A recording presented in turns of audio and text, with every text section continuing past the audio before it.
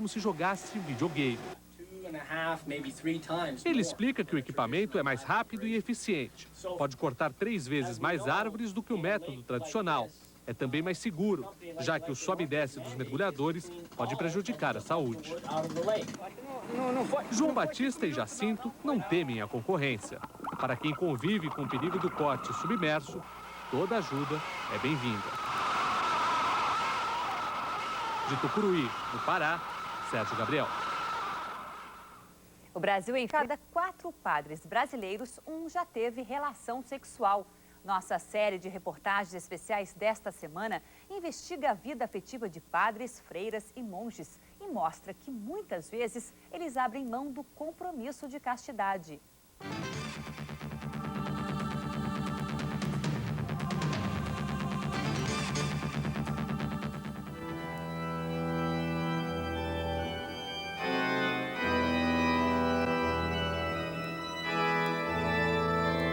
Rituais, símbolos e fé. 2000 anos de história. Nenhuma instituição no mundo moderno é tão antiga e tão poderosa quanto a Igreja Católica. Ela atravessou guerras, avanços da ciência, mudanças de comportamento da sociedade e se mantém presente e influente. A Igreja também continua inflexível em algumas de suas regras, principalmente quando elas tocam num ponto crucial e polêmico: a sexualidade. A igreja tem uma grande dificuldade de lidar com questões de moral e com questões de moral sexual. Padres, monges e freiras não podem casar, não podem ter relações sexuais, não podem ter filhos, têm que ser castos, manter o celibato como condição para a vida religiosa. Nem sempre foi assim. A história da igreja registra papas casados, com filhos. O celibato não é um dogma do catolicismo. É uma lei feita pelos homens que comandam a igreja.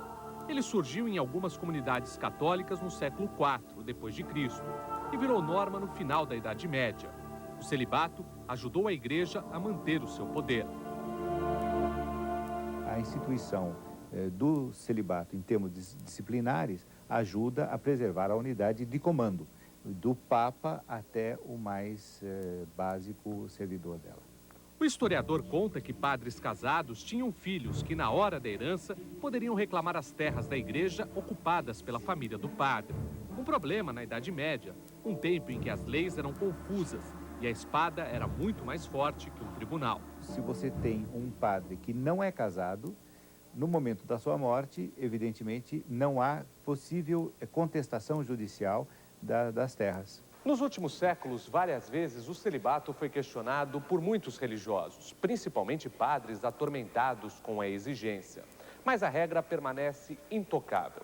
Entre os dirigentes da igreja, o celibato é visto como um testemunho de fé e uma condição imprescindível para que os padres tenham uma vida de dedicação exclusiva à religião. Para a igreja, quem descumpre a promessa do celibato comete um pecado. Isto não significa que ele não tenha uma segunda chance. Se a pessoa comete um pecado contra a castidade, vamos dizer, ele se equipara ao adultério. O que ela pode dizer é: meu filho, você está errado, você precisa recuperar. É possível, a castidade é possível. Viver com Deus é possível. Ser santo é possível. Mas será que o celibato impede que todos os religiosos tenham vida sexual?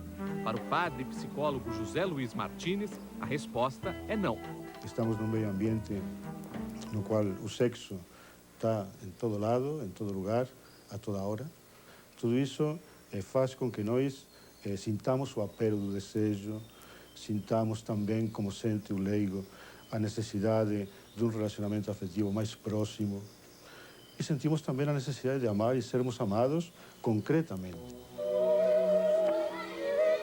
Padre Martínez é autor de uma das poucas pesquisas realizadas dentro da igreja sobre a sexualidade de freiras, monges e padres. Ele entrevistou 413 religiosos. 1 em cada 4 padres confessou que teve relações sexuais depois que assumiu o compromisso do celibato e da castidade. Apenas 22% dos religiosos entrevistados responderam que nunca namoraram. A maioria teve namoros antes da ordenação, mas 15% dos padres namoraram depois que viraram sacerdotes. A masturbação, condenada pela igreja, faz parte da vida de metade dos padres entrevistados. Outro sentimento comum é a culpa por experimentar o que é proibido. O padre, antes de mais nada, deve ser visto como um ser humano, como uma pessoa normal, uma pessoa que, como todas as outras pessoas, sente, tem desejo, gosta da vida e quer viver em plenitude e se realizar como pessoa. Só que fez uma opção. Logicamente, eu nunca diria isso, né? Que é uma fraqueza o fato do padre ter tido uma relação sexual. Pode ter tido um momento de fraqueza. A crise não é propriamente uma crise do celibato, uma crise afetiva. Pode ser uma crise de fé. Pense também que com relação a direitos reprodutivos, sexualidade, homossexualidade, em suma, com relação à moral sexual, a igreja ainda tem que avançar e tem que avançar muito para não perder o bonde da história.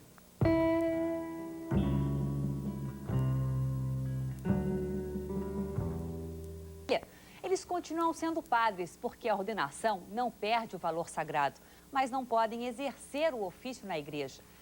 E ainda, uma história de amor com final feliz entre uma freira e um padre.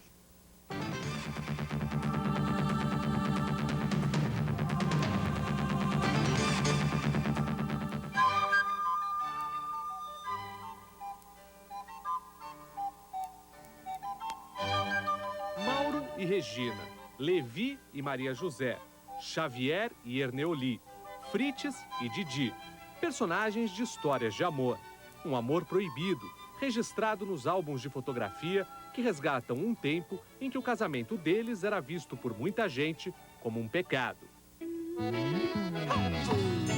Ele era um professor de seminário, ela enfermeira, ele padre, ela freira. Ainda adolescentes, Frites e Didi entraram na vida religiosa. Ela foi criada num convento. Ele se tornou um sacerdote, especialista em Bíblia. Um dia se conheceram. Durante 13 anos, trocaram cartas. Conversaram muito e decidiram romper com as regras. A freira casou com o padre. A madre falando comigo, mas você não conhece, não sabe quem ele é, não tem, vocês não tiveram contato tal, e sabe, você vai fazer uma doideira. Eu nunca pensei em pedir perdão, nunca tive um segundo de arrependimento. Os dois deixaram a vida religiosa. Durante 40 anos, trabalharam na FEBEM de Minas Gerais, cuidando de menores infratores e abandonados. Se fosse para casar com um outro, eu não me casaria, só com o padre. Por quê? Porque tem todas as, vamos dizer, todas as fórmulas que eu queria. Deixa eu dizer que te amo. Padre Levi e Maria José. Uma paixão que começou quando a adolescente Maria estudava na classe do professor Levi. Conselheiro espiritual, o padre, um dia, deu uma inusitada recomendação à menina que tinha dúvidas sobre um namoradinho. Aí, então, ele falou, não, você não vai namorar, eu tô esperando você se formar e crescer, pra gente namorar e casar. Quando o padre disse isso para a senhora, o que a senhora pensou? Aí eu falei, mas padre, casa, meu Deus. Assustei, fiquei apavorada. Então, eu terminei, né, com esses namoradinhos e fiquei esperando sem comentar com ninguém. Eu acredito que seja o amor à primeira vista, sabe? Amor, I love you. Durante 6 anos, Maria José e Padre Levi namoraram. Era tudo muito discreto para evitar suspeitas. Os beijos eram raros e sempre escondidos. Era bem escondido. Nós nos contentávamos em estar juntos apenas. Maria José tentou sufocar seus sentimentos, mas era impossível evitar a paixão pelo padre moderno que andava de moto e falava em casamento. Levi sonhava com uma decisão da igreja para pôr fim ao celibato. Ela não veio e, para ficar com sua Maria, ele se afastou das funções de padre. Apaixonado, Levi ainda toca para Maria, no piano, as músicas do tempo de namoro. O casal tem 4 filhos e hoje curte a experiência de ter netos. Ele me fez uma promessa bonita que iria me fazer, que eu não precisava ter medo, que ele iria me... eu vou me casar com você para sempre. E o que você me promete? Vou te fazer feliz. Aí ele ficou. Padre Mauro trabalha cercado de livros que falam de amor e poder. O escritório da casa dele é uma trincheira de luta pelo fim da norma da igreja que proíbe os padres de casarem. No computador, ele escreve artigos e defende o fim do celibato. Para o padre casado com Regina, sexo faz parte do amor e ajuda a aproximar o homem de Deus. O amor da família, dos filhos, é um amor que está mais próximo do amor de Deus, né? Porque ele é um amor encarnado. Nos últimos 30 anos, o número de padres casados no Brasil aumentou 20 vezes. Hoje já existe um padre casado para cada 3 padres que continuam atuando normalmente nas paróquias espalhadas pelo país. 5.000 padres fazem parte do movimento brasileiro de padres casados. Padre Xavier é um dos mais novos integrantes do grupo. Há 3 anos ele deixou a paróquia onde era padre no interior de São Paulo. Casou e hoje tem uma filha pequena. Uma história cheia de conflitos e dúvidas. Foi um susto quando a administradora de empresas Erneoli descobriu que estava apaixonada pelo padre. Eu achei que talvez fosse uma crise, assim, de adolescência meio tardia. Então eu falei, isso daí passa. Eu procurei abafar isso dentro de mim. Imagina, é impossível, não posso estar gostando do padre. A admiração da fiel não era novidade para Xavier. Ele conta que é comum o assédio apaixonado de fiéis pelo padre. Mas quando ele descobriu que também desejava Erneoli como mulher, a situação ficou bem mais séria. Eu não me sentia culpado, porque eu tinha uma consciência plena e bastante nítida de que o fato de gostar de uma pessoa, de se encantar com uma pessoa, de amar uma pessoa, é legítimo, é natural, é da vida, não tinha processo de culpa. Eu tinha um processo de um dilema. Como que de repente eu ia surgir, olha, sabe, esse daqui, que é o padre lá, que fez o casamento da minha irmã, que fez o batizado da minha sobrinha, e que ele é meu marido agora. Então, nossa, como era difícil esse negócio de namorar escondido. Xavier fez uma opção e hoje leva uma nova vida. Trabalha como professor e vendedor de filtros d'água. Teve que recomeçar do zero. Histórias que ainda devem se repetir por muitos anos. É que mexer no celibato não está entre as prioridades da igreja. Ela pode, no futuro, ordenar homens casados, como ordena hoje diáconos casados. Isso é possível. Mas, atualmente, a reflexão da igreja, nesses anos após o Concílio Vaticano II, é de que ela não deva modificar esta lei. A maior tempestade do século causa pânico no Japão. Os homossexuais contra o preconceito e como a igreja que condena o uso da camisinha enfrenta a AIDS entre padres e freiras.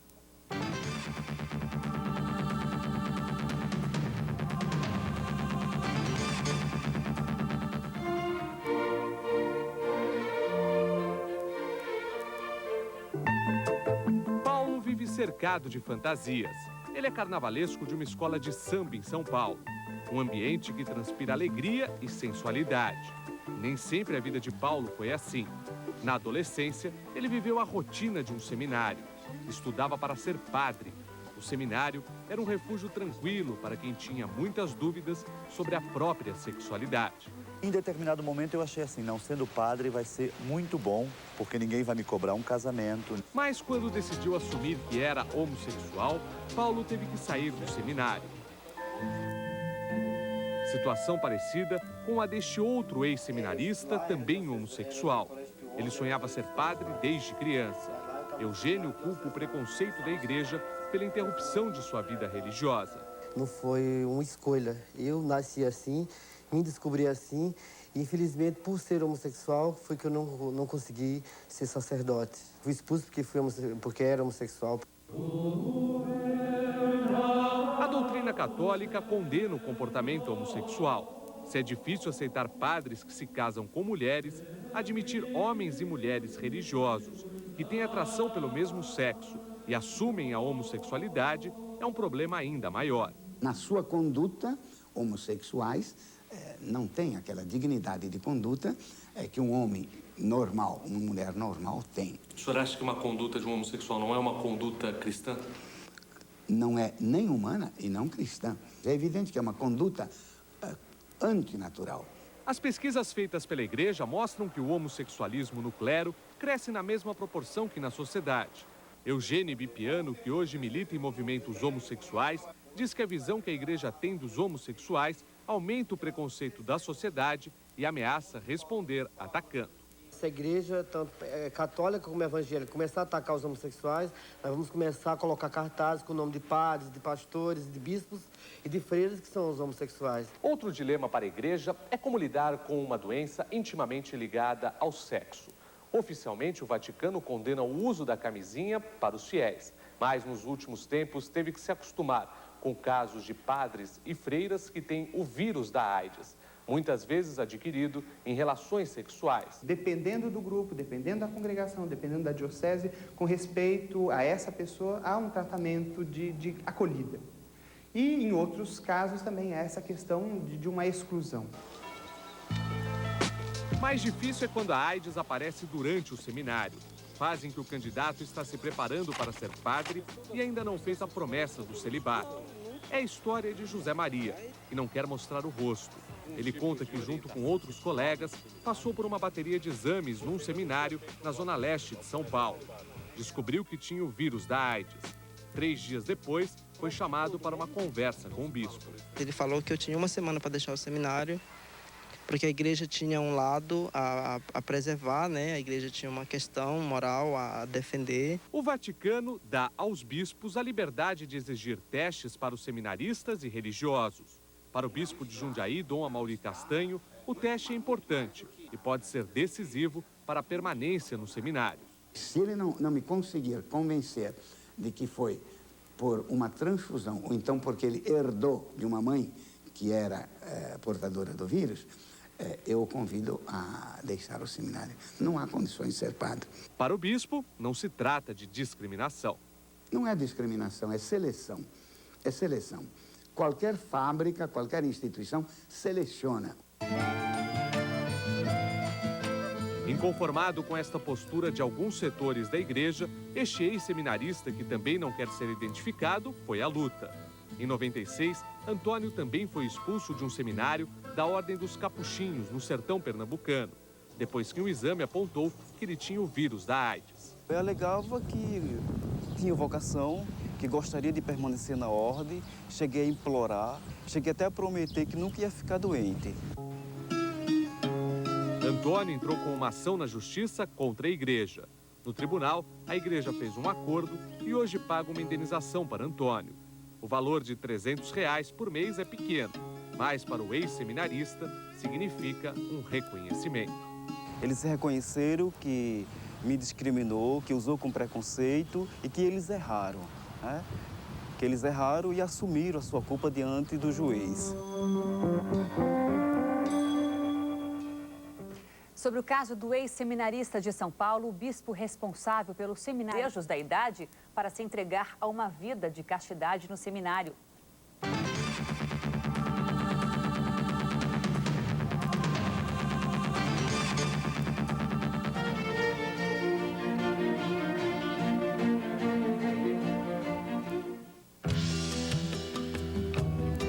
Eles são jovens, alegres, sonhadores.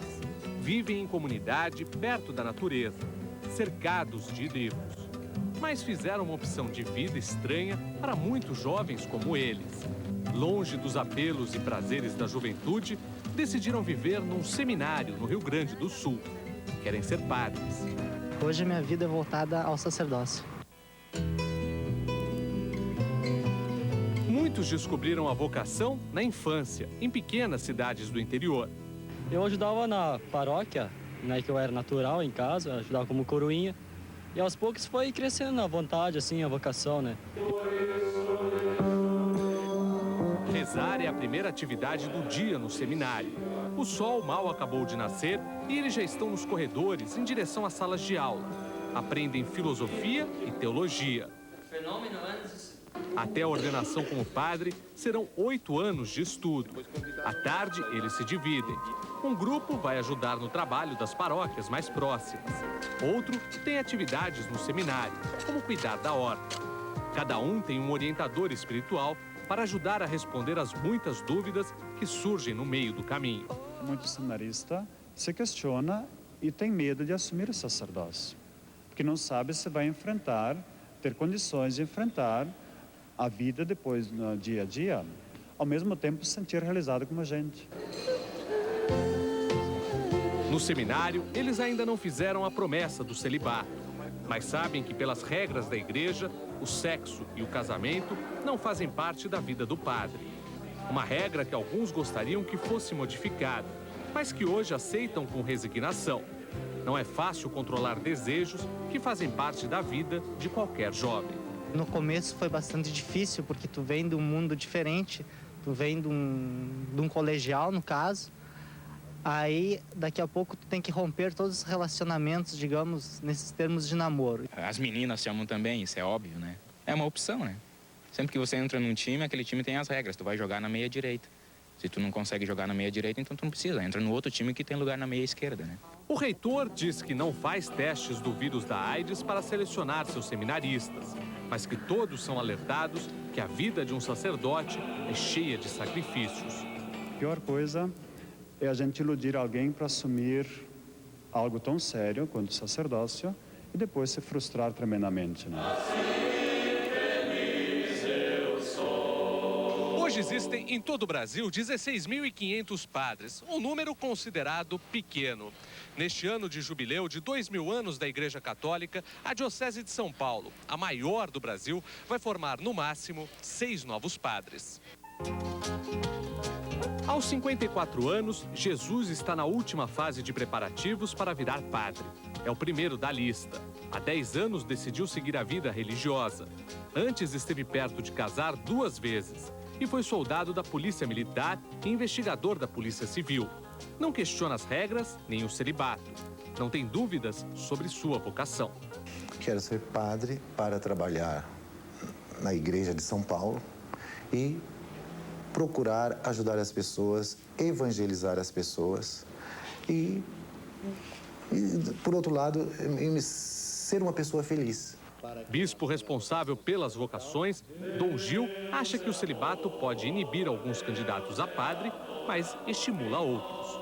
Eu acho que a generosidade, o amor é sempre generoso, né? O celibato não é uma negação do casamento, muito menos uma negação do amor. O celibato é uma maneira de amar. Mas, para um dos líderes do movimento dos padres casados, o celibato é um obstáculo que afugenta bons religiosos. A igreja ganha se ela estabelecesse o celibato facultativo para quem quer ser padre, ela ganha.